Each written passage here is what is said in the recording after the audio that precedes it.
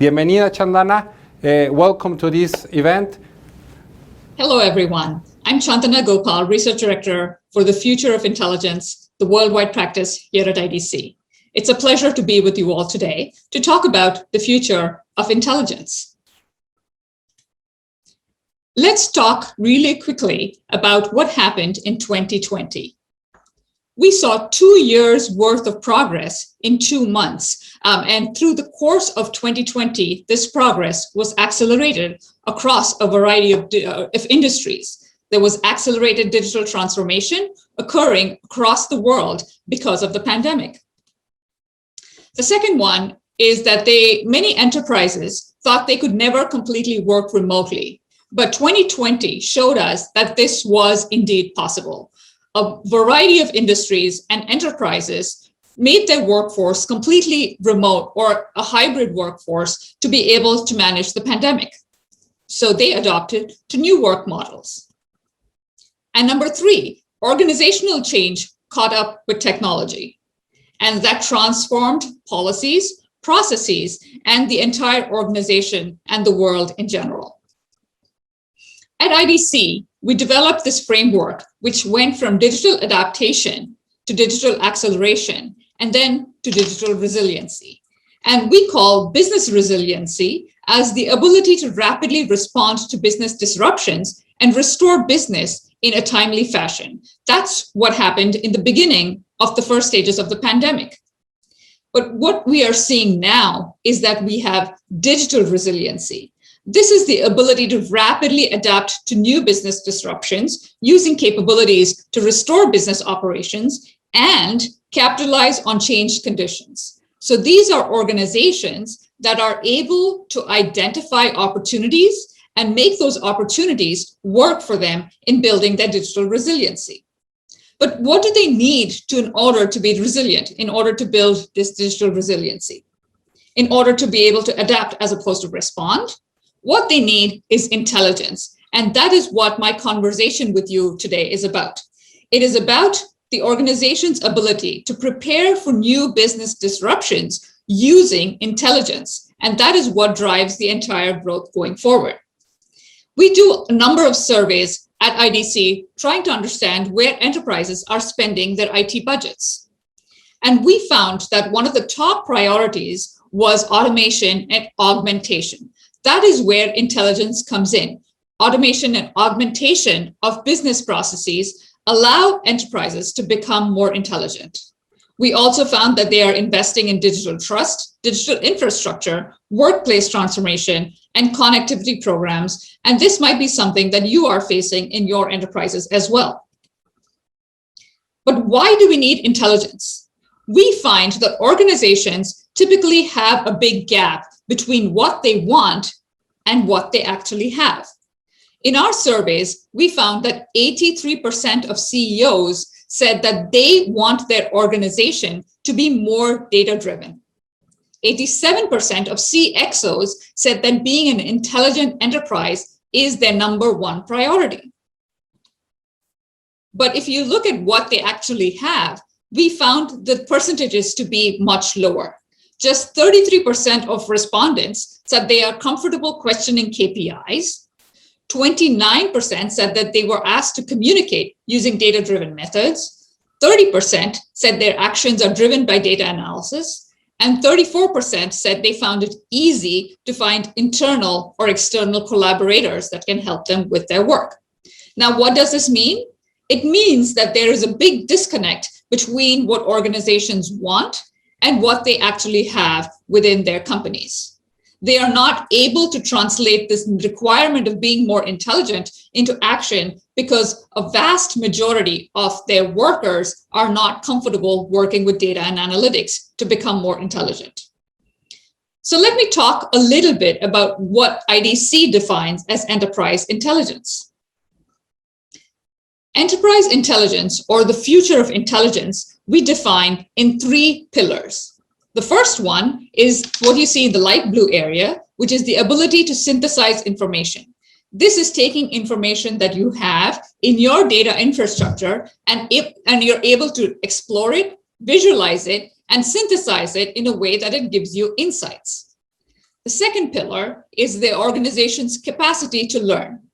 In this, what we mean is that organizations can look at what happens within their enterprise and use that knowledge to learn, to become better. So they are looking at past history and making decisions about their future and constantly improving that cycle.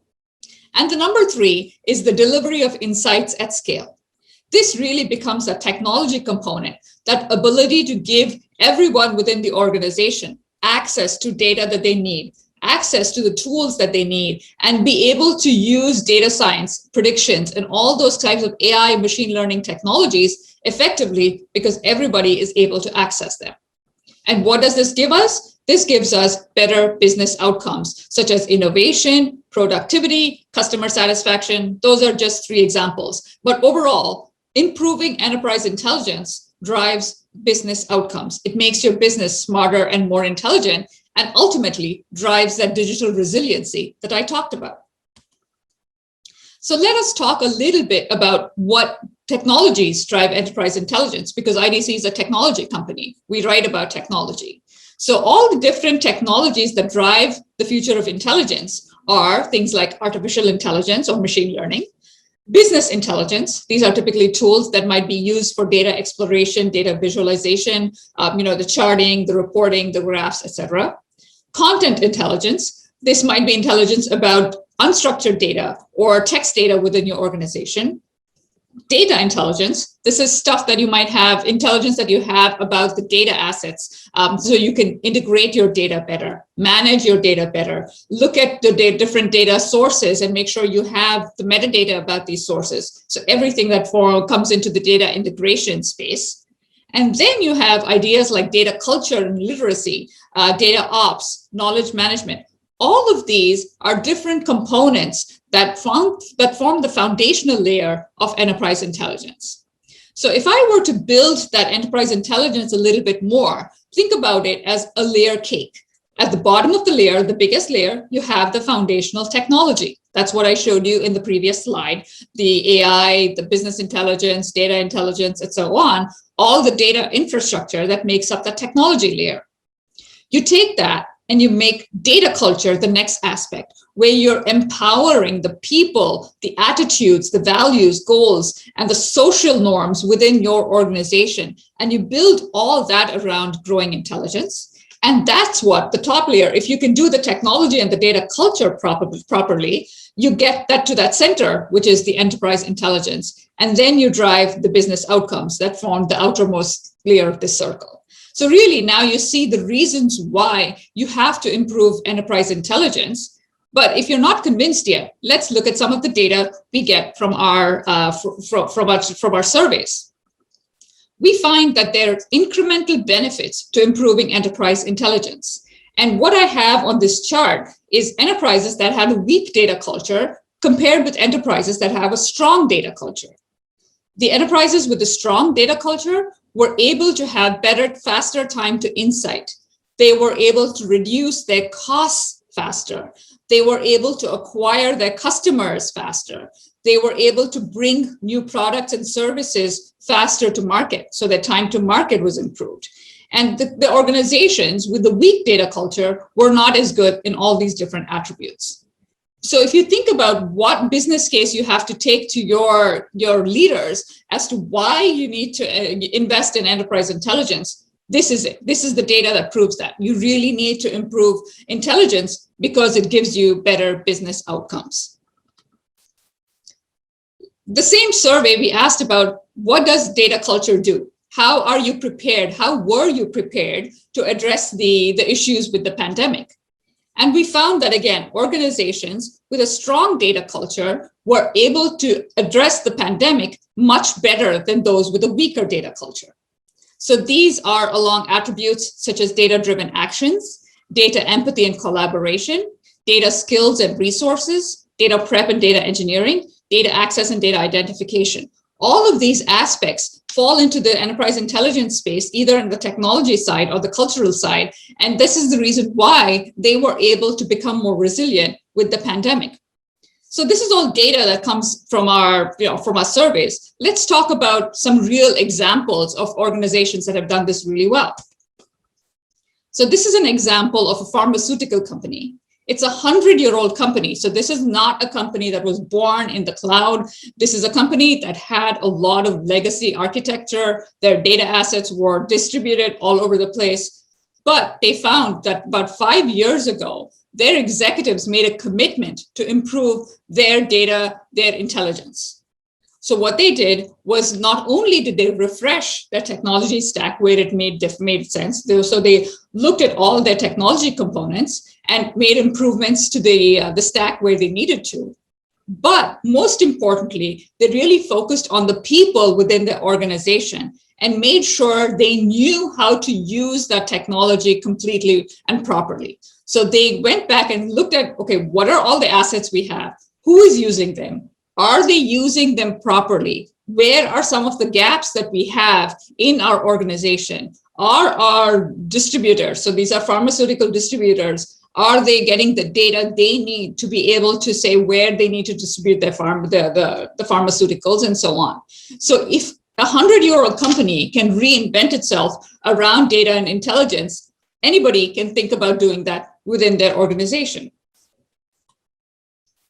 What needs to happen for that to be possible is that you really need to make intelligence pervasive within your entire organization. We find that managers are often better aware of their digital footprint than frontline workers. So you need to make sure everyone within your organization can work well with data. And that's what GE did. GE Aviation made sure that they really took a good look at everybody within the organization and how they were able to manage intelligence, making sure everybody had access to the data and analytics they needed to make better decisions. Similarly, these are another example of what strong and weak data culture can make a difference in leadership, in trust, in tools, actions, communication within your organization. And that's the same thing that Enumer, which is a hospital chain, did with providing better care to their children that they treat. So they're doctors, physicians who are not data people. They are people that provide care to these children. They were given the data and access, the insights they needed to be able to make better decisions. So no matter which industry you belong to, or if you're a technology provider, there is this opportunity to become more intelligent. So what do you have to do in next steps? First thing is to articulate goals and identify gaps. If you're an end user organization, that's what you have to do, and find vendors who can support you in that. The second one is build data culture, because technology is actually the easier part of the problem. Often the culture is the more difficult part to solve. So provide communities, gamify participation, build that data culture within your organization. Find executives and champions. These are people in your company that really understand the importance of intelligence, and they become your evangelists. They become the people that can really improve intelligence within the organization. So if you have those people in your management, it becomes very much easier to improve intelligence across the entire organization. Find new KPIs, because it may not only be about financial metrics, it may be about finding better customer engagement or employee retention. They may be KPIs that can improve by improving intelligence. Get feedback from your organization. Make sure you're really understanding whether people are using technology properly. And if there's any gaps, you can get feedback and fill those gaps so you can get better at using technology. And if there are cultural issues, you can address them as well. And finally, empower and trust. Enable your enterprise to become more intelligent. This becomes really important because it's not just about policies and rules and governance. It's about empowerment. It's about making sure people can access the data, the intelligence, and the insights they need across the entire organization to become more intelligent overall. I hope you found this talk track interesting. And if you have any further questions, please go on to idc.com, where you can find more information on the future of intelligence. Thank you for your time. Great presentation, Chandana. I love your presentation. Many thanks. Muchas gracias. La verdad es que yo sí tengo una pregunta para Chandana en el sentido o en el contexto que presentó el día de hoy, y tiene que ver en relación al talento. Hoy hemos visto que todos los científicos de datos, que todos los ingenieros que pueden adoptar las soluciones de inteligencia artificial, pues no son suficientes en el mercado global y existe un gap que se debe de atender. Entonces, ¿cómo Latinoamérica puede atender ese gap? ¿Cómo podemos desarrollar mayor cantidad de talento para poder pues, crecer desde el punto de vista económico y desde el punto de vista de la población de nuestros países? So I have a question for you, Chandana, which is related to talent. There's a big gap between the demand. We need more engineers, more data analysts. So what is the opportunity and the barriers around talent in order to adopt these future of intelligence technologies and initiatives? Thank you for your question. That's a very good question about skills and what employers are looking for in this upcoming world of intelligence. Two things. First one is when people think about upskilling themselves, I think it is very important to start understanding how you can interpret data, how you can storytell based on data, how you can do some of that analysis, no matter what role you are in the organization. Whether you're management, whether you're mid-level, whether you're a frontline employee, everybody should understand what data they're seeing.